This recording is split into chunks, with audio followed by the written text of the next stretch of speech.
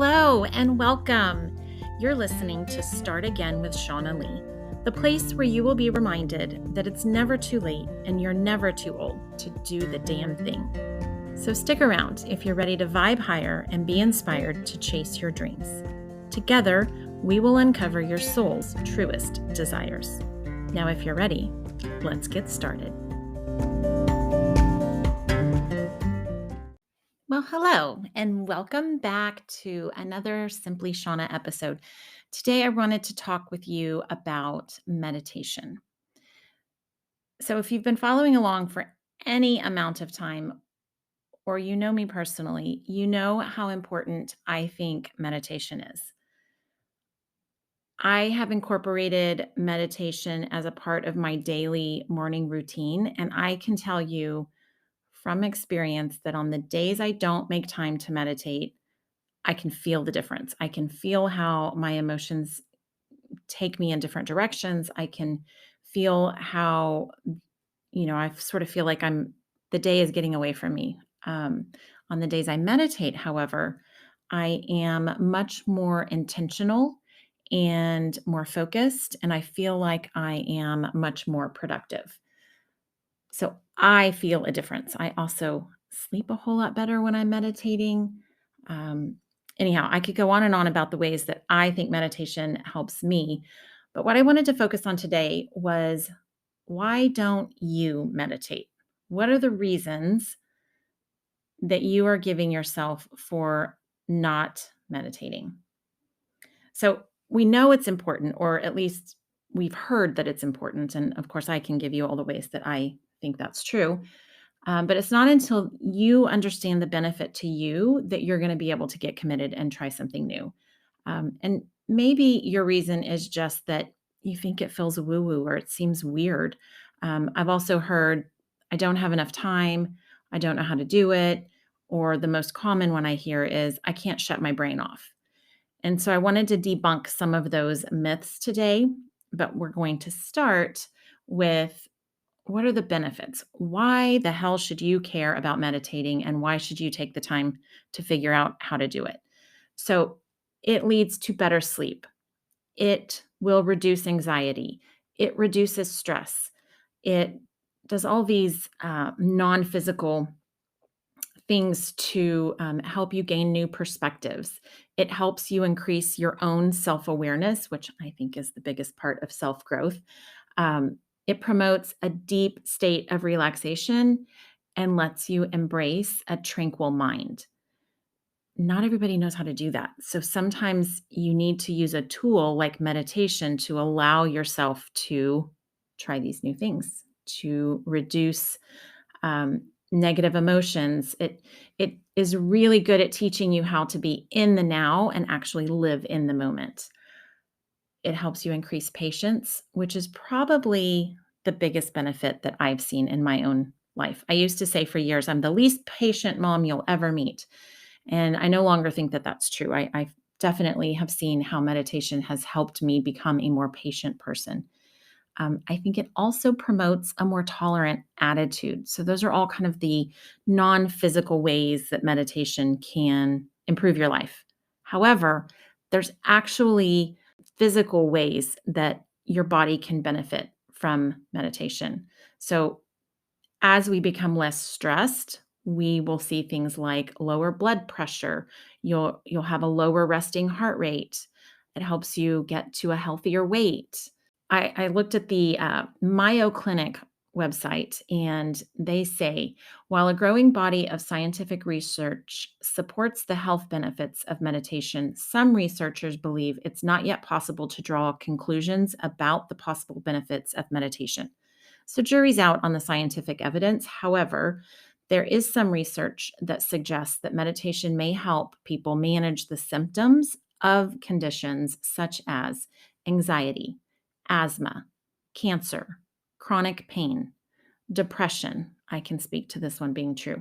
Heart disease, high blood pressure, irritable bowel syndrome, sleep problems, and tension headaches. Those are physical ways that you can reduce symptoms associated with those ailments just by meditating for a few minutes every day. So if you take nothing else away, just remember this, that the Mayo Clinic says it's a simple and fast way to reduce stress. I agree wholeheartedly. So when it comes to meditating, I think it's important to try a bunch of different things and also to start small. All you need to do is give yourself permission to try something new. So, the first myth that we are going to debunk is I don't have time to meditate. I hear this often. Actually, this is quite often the response to starting a new exercise routine. This would be my number one excuse, or wanting to write a book, or any of these things that we want for our lives, or we're kind of curious about, or we think might be cool. What do we say? I don't have the time to do that. Okay, well, I'm going to tell you this. There's a lot of different ways to meditate. And my recommendation when it comes to I don't have time is to simply set your timer for 2 or 5 minutes and just start there. Sit for 2 minutes before you jump in the shower in the morning. Sit for 5 minutes in between your shower and putting on your makeup. Whatever the case may be, you can find 2 to 5 minutes to just sit, breathe slowly, and try a few different things. So, there are a lot of different types of meditation. So, and I think it's important to kind of talk through those because for me, sitting on my pretty little pillow in my office where I meditate and I have crystals next to me feels like the best way that I can do that. But for some people, it's really just going for a walk every morning and not listening to something and just being with yourself. So, I'm going to walk through a couple different types of meditation. So, there's guided meditation. This is actually what I started with, um, because it helps you to hit play and have someone else's words guide you through some sort of visualization or a feeling you're trying to evoke. Um, and it lets you use as many different senses as possible: sights, sounds, textures, smells, and you're led through that process by a guide or a teacher. So, guided meditations are amazing way to get started. And if you, I'm going to link a bunch of different apps that are available, but if you just search within any one of these digital apps that you can find on your phone, it's very easy. A lot of times you can filter by time. So if you wanted to find a guided meditation that was less than 5 minutes, you can find one. If you want to be a little more advanced and set yourself up for, 20, 30, 45 minutes, or even an hour, there are guided meditations, those lengths of time as well. Another type of meditation is a mantra meditation. So this is the type where you just sit silently and you are repeating either a calming word, a thought, or a phrase. And the purpose of using a mantra is simply to keep your mind from getting distracted. It gives you something to focus on so that you can promote that sense of relaxation and calm. And it just helps you to kind of direct your mind to something else. Now, there's also mindfulness meditation, and this type is based on being mindful or having this increased awareness or acceptance of living in the present moment. So it allows you to broaden your conscious awareness. You get to focus on what you're experiencing during the meditation, like your flow of breath or the way your body feels, and you just observe and acknowledge and let them pass and move through. It's just teaching you how to be more aware of yourself in the moment. So then there's Qigong, and also Tai Chi. These are two different types of physical meditation. So Qigong is a practice that generally combines meditation, relaxation, physical movement, and breathing exercises. And it's all designed to restore and maintain balance. It's part of a traditional Chinese medicine, as is Tai Chi, which is a form of gentle Chinese martial arts.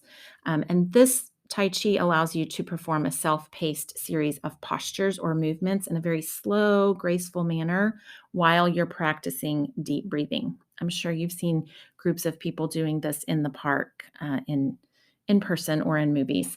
I personally haven't tried either of those, but they're definitely on my list. And then the next two, so there's transcendental meditation, which is a simple natural technique. And this is just where you silently repeat a personal mantra, such as a word, sound, or phrase, like we talked about earlier, but you do it in a specific way. And this allows your body to settle into this profound rest and relaxation. And it allows your mind to achieve a state of inner peace without needing to concentrate or do any certain thing. The last form of meditation that I will mention is a really great one for any of you who are struggling to shut off your mind and you need something else to focus on, and that is using yoga. So yoga is often thought about as, this gentle form of exercise, and there's definitely a physical element of strengthening your body and becoming more flexible and stretching. But when you use this series of postures and controlled breathing, what you're doing is, yes, promoting a more flexible body and a calm mind. But as you move through these poses, you're focused on balance and concentration. You are shutting off your mind because you're focused on something else, and you're getting the benefits of relaxation and deep breathing in a more concentrated and focused way. So my favorite kind of meditation is a little bit of all of those. So I personally have I sewed this beautiful pillow that I set in my office. A few years ago, when I made the jump to leave corporate America and, you know, start this entrepreneurial journey, I recreated my office to be a space of feminine, beautiful things. I wanted all white furniture and gold elements, and I wanted to really um, create a sense of feminine, strong energy and also prosperity and abundance. And so I made this gold satin pillow that matches the decor in the office, but it's a whole little section in my office next to my crystals where for me, it's important to have a dedicated space. Now, often I will, meditate on my back porch if I feel connected to nature more one day than another, or I find it distracting to meditate outside because we have so many cars driving by. But generally, if it's a quiet morning with not a lot of traffic, it gives me the chance to kind of hear the breeze and the trees rustling and the birds chirping. But some days I just meditate in my bed or in my living room. So where you do it does not matter in the least. It's just important that you do it. So let's debunk the next myth. I can't get my mind to shut up. This is probably the most common one. And I would say having a silent mind is not necessarily the point of meditation. So the goal of meditation is really simple. You're just trying to focus your attention. You just want to relax your breathing. You want to be in a quiet place, a sense of more quiet than your day to day life. You want to be comfortable and you want to have an open mind, an open attitude. And also, there's an element of prayer. Now, this is important for me to kind of explain a little further because for my non Christian friends, anytime we say God, it kind of references this religion or this sense of Christianity. You will hear me, if you follow me for any length of time, say God, angels, universe, and use those terms interchangeably. So I would say most of us can acknowledge that there is something bigger than us. And whether you call that your higher self, the universe, whether you call that praying to God, or you're talking about your angels or spirit guides, regardless of what you believe, and no matter what you call it, as long as you find a way to feel connected to that thing that is bigger than ourselves, that's the point.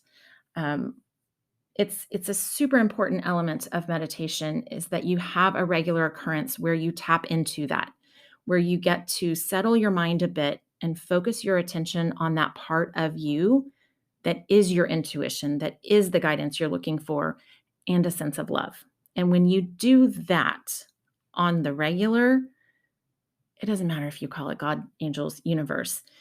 It's connecting to that part of you that will give you the guidance and allows you to listen to your own intuition. And when you do that, your mind at first is going to be freaking the fuck out and talking about all the things. And all you have to do is simply acknowledge that, oh, yep, I'm thinking about my grocery list again. Okay, yes, I'll remember that later. Thank you. And you just let it float away. And then you come back to focus your attention on whatever your purpose was for that particular meditation. And then your mind is going to come back and say some crazy shit again. You just say, yes, thank you. Okay, let it come in, acknowledge it, let it go. The more you do that, the more you're teaching your mind how to settle, how to quiet for little brief moments at a time. But also when we're talking about this idea of not being able to shut off our mind and also tapping into our intuition, what I have found is when I hear from God, when I am listening to my higher self, when I am tapped into the universe, I get guidance that sounds like my voice in my head. So I don't want to turn that off. I don't want to shut that off completely if, that's where my next book idea is coming from, or um, it's reminding me to call somebody who hasn't heard, I haven't spoken to in a while and they really need to feel connected to me, or whatever the case may be. That shutting that off completely should not be the goal. So the next myth that we can debunk is another one that I think kind of applies to more than just meditation. And this is that idea that I'm somehow going to get it wrong, or I'm not doing it right, or I will somehow fuck up this idea of meditation. And so the trick is this: you are different than I am, and I am different than the next person. So what works for me will not work for you necessarily, and vice versa. So you have to only find what works for you. There's no way to mess that up. You're going to know whether your way of meditating is to take a jog outside each morning, or if you need to sit by yourself on your pillow in your office. Like, you just have to figure out what allows you to feel most connected and have that moment of quiet, focused attention to yourself. So if you're taking time on the regular to sit or move in a focused way, you're doing it right. If you're regularly connecting to your intuition and you're quieting your mind just a little bit to allow yourself to listen to your own guidance, you are getting it right. And if you're making a point to allow yourself to relax and to tune in and be in the moment just for a moment at a time, you are doing it right. So I am going to link a few apps for you guys in the show notes just to kind of point you in the right direction. But there are so many. A quick Google search will get you pointed in the right direction. But also, you can pop over to YouTube and type in the word meditation and whatever topic or keyword that you're looking for, and you are going to find more meditations than you could possibly need.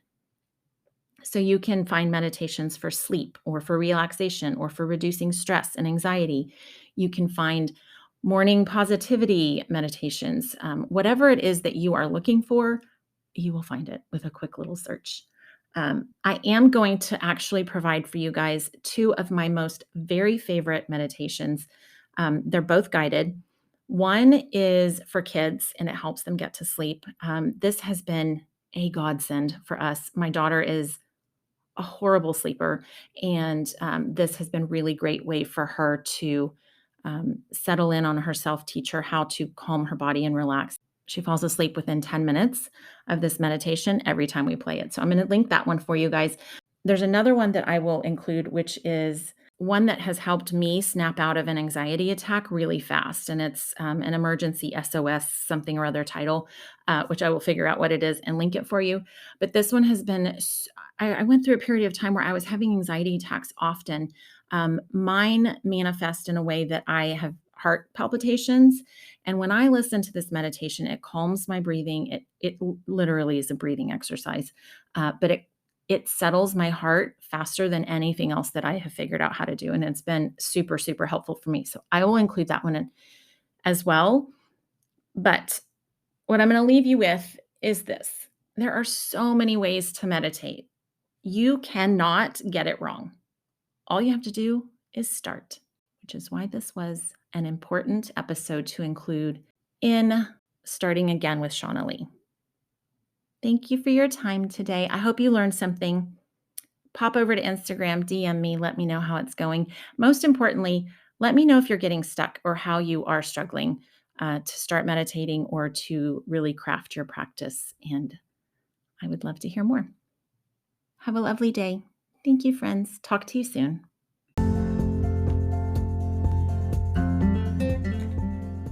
Are you ready to start meditating but don't know where to start? Join me for the next 7 days and I'll walk you through all you need to get started. My free email challenge will have you meditating in just 1 week. You'll be so glad you did. Sign up today at SimplyShaunna.com/meditation.